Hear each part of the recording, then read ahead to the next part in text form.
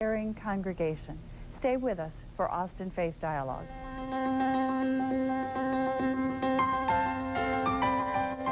This is Austin Faith Dialogue, a public affairs program discussing the important crossroad of religion in life, produced by Austin Metropolitan Ministries in cooperation with KTBC TV.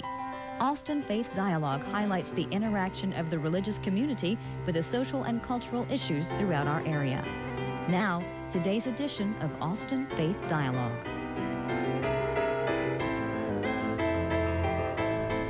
We're glad you joined us today for Austin Faith Dialogue. I'm Sandy Wilder, your host, and we'll be talking about the whole issue of substance abuse and what congregations can do to reach out to people who are hurting. Today we have with us two officers of a good local organization called Black Christians Against Substance Abuse. And we welcome today Lawrence Valtz, who's president of the organization, and Alonzo Bradley, the vice president. Thanks for coming. Thank you. My guess is a lot of people haven't even heard of Black Christians Against Substance Abuse, or BCASA, as you call it. Tell us a little bit about the organization, how it got started, who started it, what the real impetus for the idea was. We got started in October of 1991.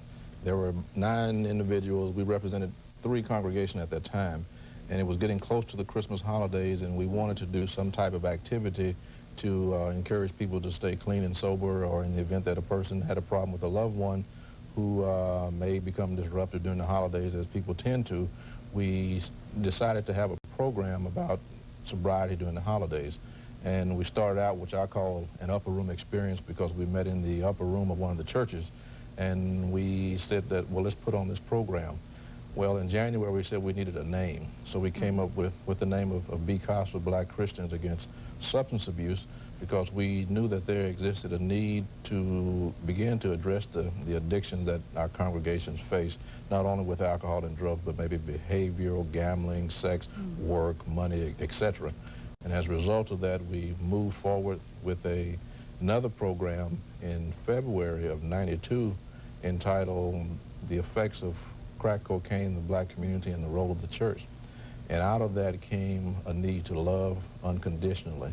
And BCASA became BCASA really through that. We had a program that morning at 9. We had been out doing some ministry until about, I think, 3 o'clock that morning in some drug-infested areas of the neighborhood. We did some singing and praying and witnessing to some individuals who were hurting. And at 9, we were back at church having this program. We brought in treatment providers, APD officers, ministers, other people in the community.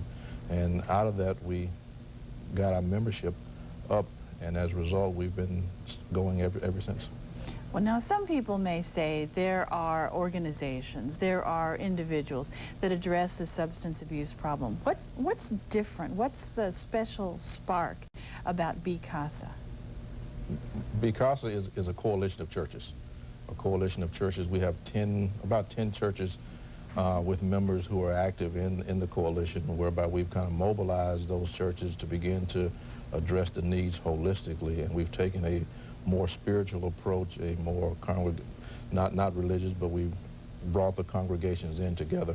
And I think that's the uniqueness of our organization, by bringing in the churches together to begin to address the needs of the people who have, I guess, slipped away or fallen by the wayside, or who will continue to come on a daily basis or weekly basis, but don't know what to do about the problem. So it takes a congregational approach rather than leaving a family out by itself. Well, now some congregations, I'm sure, will say, we don't have that problem here. For any of a number of reasons, a congregation may not be able to face that there's a substance abuse problem here. What's your reaction to this whole bit of denial in a congregation? Well, there's a lot of denial in congregations, but we have to let them know that we are here for support. We're not judgmental. We're here to give unconditional love, and love always, and let them know we're always around. Some congregations are hard to crack, but we keep our visibility and let them know we're still here. Give them our numbers they can call. They can call us anytime. And just let them know that we love unconditionally. and we'll always be there when they need us. So once a congregation takes that first step of saying, okay, we do have a problem, then you're right there. We're right there for them. We'll go in and show them that substance abuse, the substance abuser is not a sinner. The abuse of substances is where the sin lies. And we let them know that, you know, this is a sick person, and we have to love him, to heal him, and to do it holistically, and we get him back spiritually. So who are the people then who make up this organization, Be Casa? I, for one, was surprised to see a bunch of Baptist churches working together. My impression had been that Baptist churches work more on just an individual congregation basis. Who makes up Be Casa, though? We have professionals in the field of substance abuse. We have educators. We have people in recovery.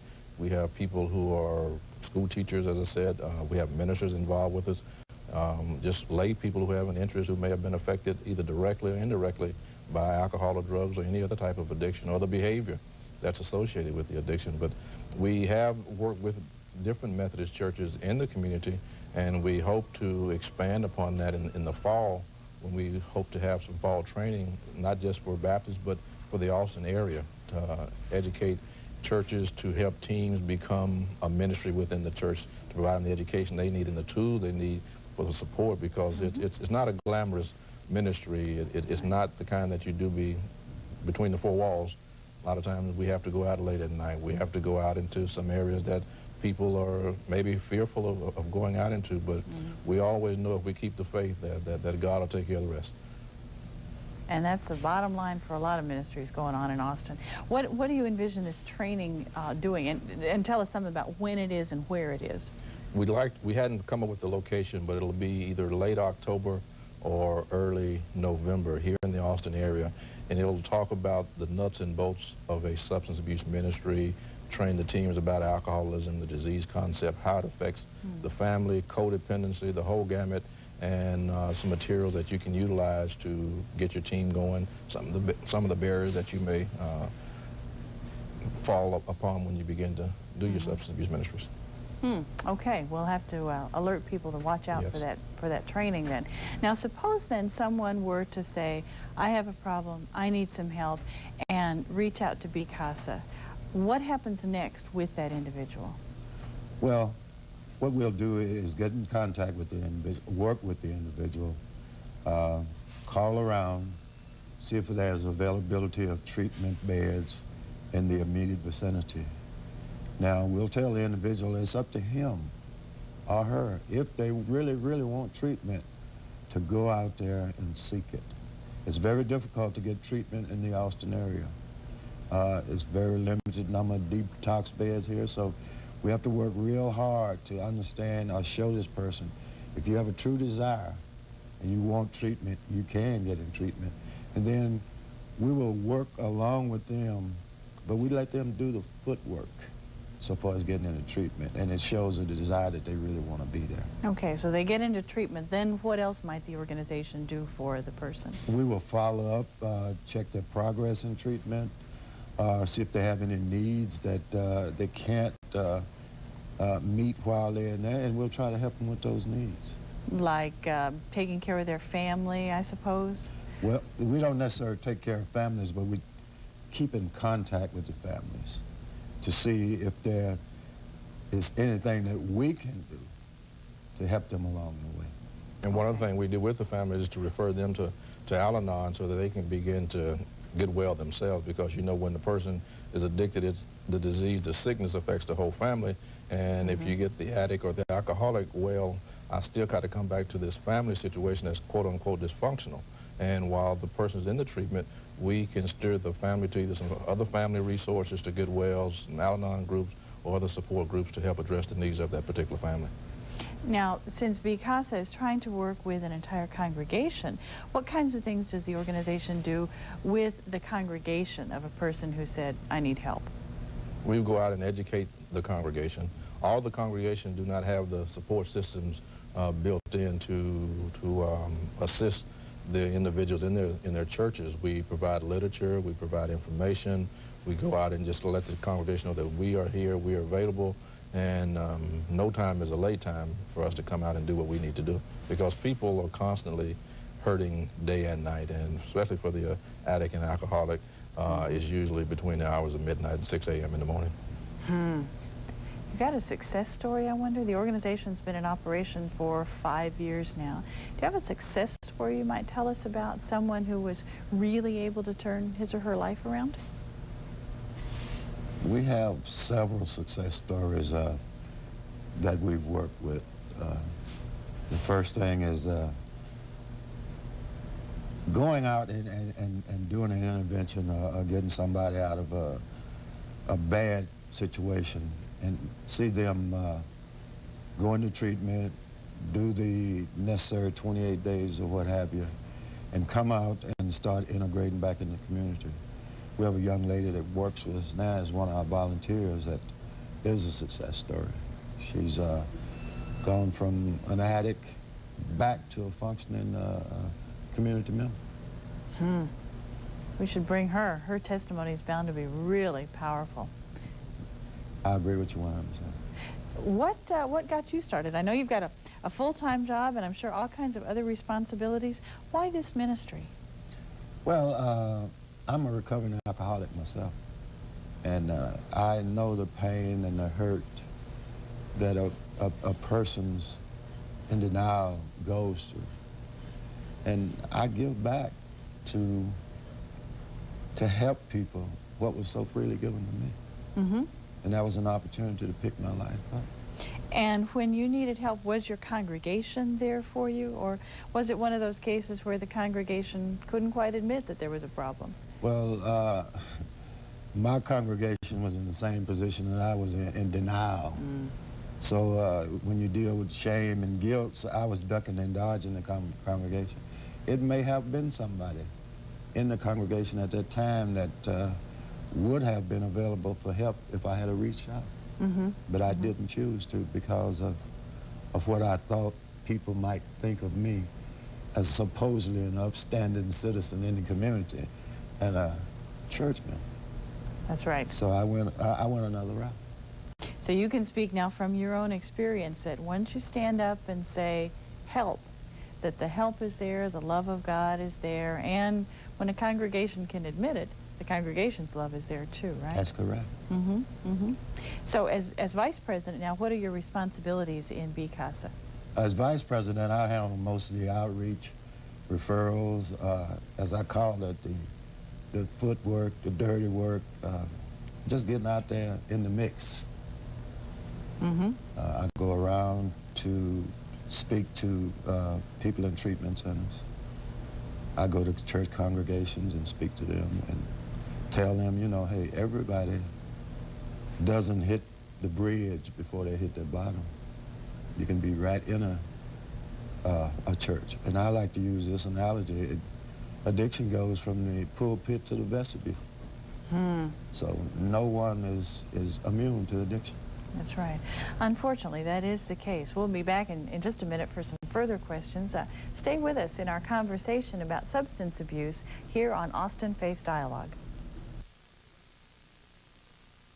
Serving Austin means serving you. That has always been the primary goal of Austin Metropolitan Ministries. We are religion in action through the work of these organizations. Each plays a key role in making the capital city a better place to live, but we can't do it alone. Do you have some spare time, talents, or any resources that you can share? If you do, please call AMM at 472-7627 because serving Austin means serving you.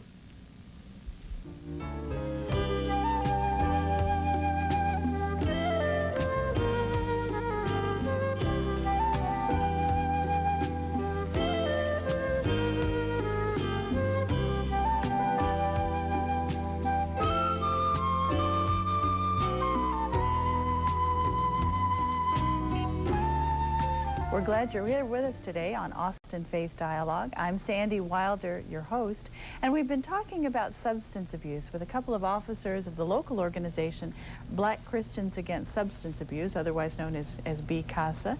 We've been talking some with Alonzo Harvey, who's the vice president of the organization. I have a couple of questions now for you. Lawrence Valls, who's the president of the organization, and that is, we talked a bit earlier about Alonzo's motivations for latching onto this particular ministry in the midst of all the other things that he might be doing with his time, and I know you also have a full-time job. So why substance abuse? Why BCASA for you?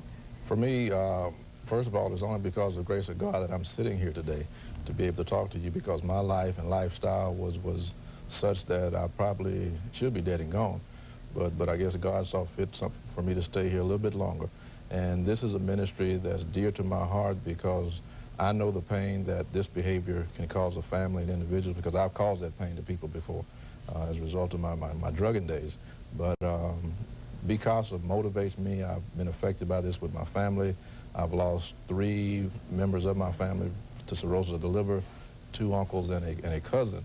And those particular events motivates me to go out and help other people, because I see it from a professional standpoint of view. I've seen how it has done congregations and people in the congregations, because I've dealt with them in my prior profession on a daily basis. So I know the hurt and the pain that the addict and the alcoholic goes through, and it's something that I just can't give up. I'm afraid that if I quit doing what I'm doing, that I may happen to fall back in that old lifestyle. So BCASA is kind of like a support system to me.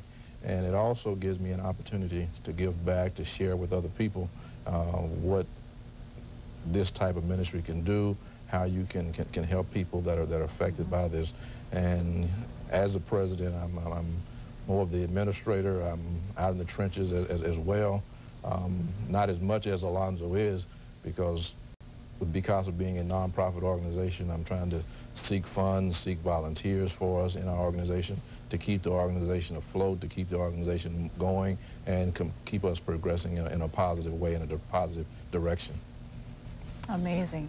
Isn't it sometimes how out of our greatest pain, our most creative ministry can come, thanks to God's grace. Well, now, if you were going to say something to the Austin community about what BCASA needs, let's give you a few minutes here to make your pitch. What would you say that the project needs from folks in Austin? We, first of all, need caring, committed volunteers who understands the ministry, or who have an interest in the ministry and want to begin to give back, to begin to work in this ministry. If your congregation needs some training or somebody to come and talk to individuals in your community, we'll be glad to come out and do that. Financially, we are a 501c3 nonprofit organization. In the event that somebody wants to help us financially, we do have certain needs, office needs. Currently, we have in-kind office space, but there's the other material that goes along with the management of the office as well that we would like to have. The equipment that goes with the office, the furniture, we would be able to utilize some of that stuff. But financially and volunteers, I mean, we need some volunteers tremendously. There's a lot of work that we want to do, that direction that we want to go, and the direction I like to see this organization move towards is, one, to get back involved with the youth of our community more, and it takes volunteers, and a lot of times volunteers get burnt out, and if we had the funds to hire somebody, we would be gladly to do that.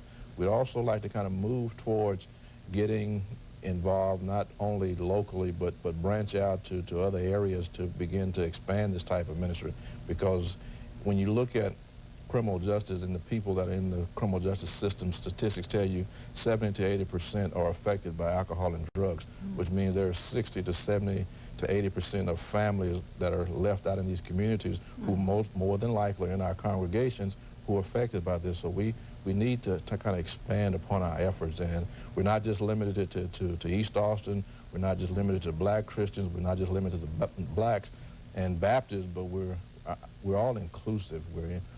It's non-denominational. We're just people who love and want to care and give back and help those who sometimes can't help themselves. And I think we've got the phone number that we can put up on the screen so that people can call if they like and volunteer. Say, hey, I want to be one with you. There it is. It's 476-6611. I see that there's meetings a couple of times a week on East 14th. That's the corner of 14th and Harvey, correct? Right. So if someone were to show up, say, for one of those meetings a couple of times a month on a Thursday, what might that person find? What happens at these meetings? Well, what we do is sit down and it's more or less a regular business meeting. We find out where we are financially, and we work on projects that are upcoming.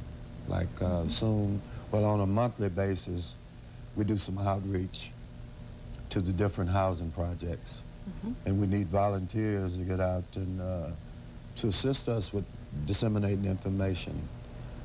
We go to different churches to disseminate information. So we will utilize volunteers in some of these areas and just be there in case we have to do an intervention. You never know. You That's never right. Now, BCASA also works in partnership with other agencies, I imagine. Since substance abuse is a large problem, you've got to call in lots of resources. Who else does the organization work with? We work with some of the local treatment providers, some of the local social service organizations, whereby we've formed partnerships to not only do they give to us, but we give back to them. We go back in and express the needs of the African-American community, talk to some of the people in the treatment facilities to let them know the barriers that they all exist and how to overcome some of those barriers when they come out of treatment. And in turn, we've kind of cut some of the red tape that it takes to get a person into some of these facilities or access some of the services that some of the social service organizations or social service agencies provide to people who are affected by alcohol and drugs in the Austin area. And I wonder, on a different sort of tangent here, I wonder if your approach is different, because there are community agencies and others that attack substance abuse from different approaches. Is the approach of BCASA different since it is black Christians against substance abuse? Is there a particular focus, a particular method that the organization uses for intervention that might be different from that of some other organization? I think the intervention method that we use is one that we know where the need is, in particular where we're located. I mean, we're located in the heart of a lot of drug and gang activity that goes on a daily basis. And we know where the interventions are needed, especially in some of the housing projects. And the time that we go out and do what we need to do is crucial. We don't do it in the afternoon. We don't do it when it's convenient. We do it when it's needed. And if this is not a ministry of convenience, because people are hurting all the time. And we go to some of the housing projects that have been known to be drug and crime infested, but that doesn't deter us. That encourages us to do what we need to do. Wherever the difficulty is, those are the areas that we like to intervene in and bring the message. If we can get one person into a treatment program or get one person off of alcohol and drugs or one person to change their behavior where they can bridge back into the church as a result of our monthly outreach efforts that Alonzo coordinates, that brings joy to us. What keeps you from being scared since you go into areas that are dangerous? It's the faith I have that I'm doing a ministry and I'm doing God's work. You know, you have to meet people on their territory in order to reach them. It would be easy for me to say, come to my office downtown, but it's a lot easier for me to go to their territory and reach them. And it shows them that we do care, that I'm not afraid. And I can do all things to God who strengthens me. Now that's a witness right there. And you know, as Apostle Paul said, you know, I have to become as the weak to get to the weak. And in order to address the sick, you have to kind of meet people where they are, as Alonzo said, because you don't want to put yourself upon a pedestal. Get right in there, in the trenches with them. You have to. Right. What do you see happening with BCASA, say, in the next 3, 4, 5 years as the ministry, we hope, grows? I see it, as you said, growing. I see it getting stronger. I see it becoming a more viable link between the communities and the churches. I see congregations joining in, helping other congregations. And putting their petty philosophies aside and getting there, rolling their sleeves up, saying we're out trying to save somebody. We're trying to do the work of the Lord. And I also see us working, becoming more visible with the city and county government as a viable resource for people who are affected by alcohol and drugs. Being a grassroots organization, being a small organization, and we're not one of the major players in town yet, but I do foresee the day when we will become one of the bigger players in town as far as a referral base for people not only with alcohol and drugs, but the families, our youth in Austin as a whole. Maybe what, getting funding from the city, or what do you envision that? I envision like? the funding, because I think that's one of the keys to staying afloat, especially in this business, is to have the necessary funding to provide the services that we're trying to provide, and the array of services and the extent that we're trying to provide our services. And is BCASA linked with any other religious organizations, say any ministerial alliance or other interfaith group? We work with individuals from Austin Metropolitan Ministry, as well as Project Adept, which is alcohol and drug education parishes in Texas. I think their name has changed to Austin Faith Partners, and we work with them as well as we work with people with Austin Interfaith and the Baptist Ministers Union as well. Okay. Yes.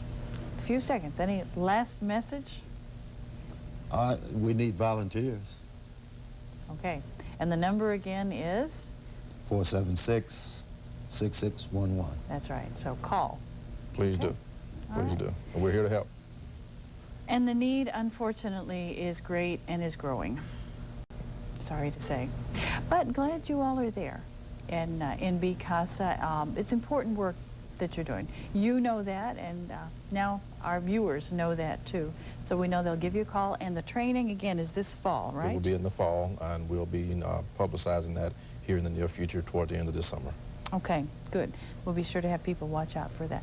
Thank you so much for joining us, Lawrence and Alonzo. It's been a good conversation. We look forward to hearing from you again in a few months as the ministry just grows by leaps and bounds. Yes. And we look forward to all of you watching today, finding some way for you to get involved in helping people turn their lives around and helping congregations be the supportive communities that they're called to be for these people who've said, I need help. Let's walk together in a new journey. We've been talking with people from Black Christians for Substance Abuse. We're glad you're with us today, and we look forward to seeing you again next week on Austin Faith Dialogue.